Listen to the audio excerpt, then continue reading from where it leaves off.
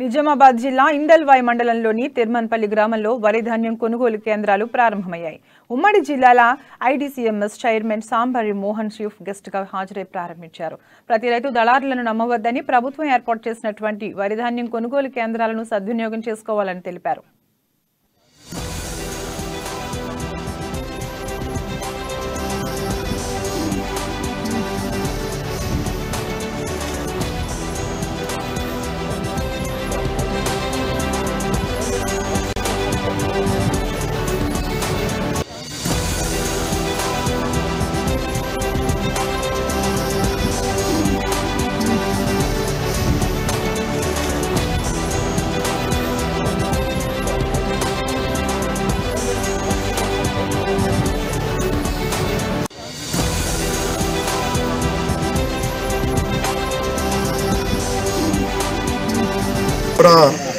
TSRTC corporation chairman Bajireddy Govardhan గారి యొక్క ఆదేశాల మేరకు మరియు గౌరవ ఎమ్మెల్సీ విజయ్ గౌడ్ గారి యొక్క ఆదేశాల మేరకు గౌరవ యువ నాయకులు, జిల్లా పరిషత్ ఆర్థిక ప్రణాళిక సభ్యులు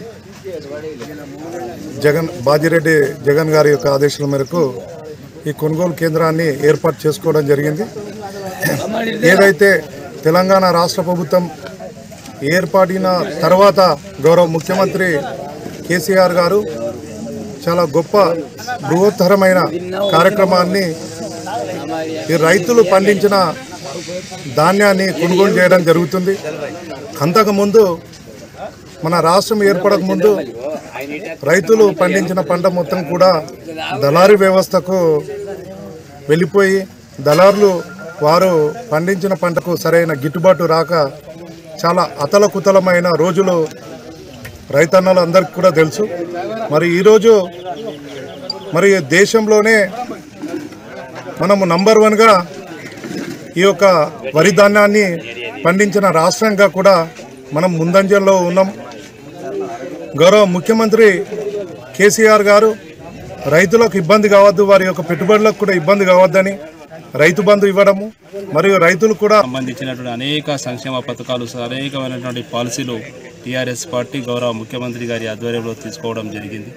24 గంటల కరెంటు, అదేవిధంగా రైతాంగానికి పెట్టుబడికి 2 పంటలకు 10,000, మరి కాళేశ్వరం ప్రాజెక్టు ద్వారా నీరు అందించడము, మరియు రైతు ఇన్సూరెన్సు, అదేవిధంగా సమయానికి ఎరువులు, సమయానికి మరియు సరైన నాణ్యమైన విత్తనాలు ఇవ్వబట్టే ఈరోజు రైతాంగం అంతా చాలా సంతోషంగా, దేశమంతా కూడా, భారతదేశం అంతా కూడా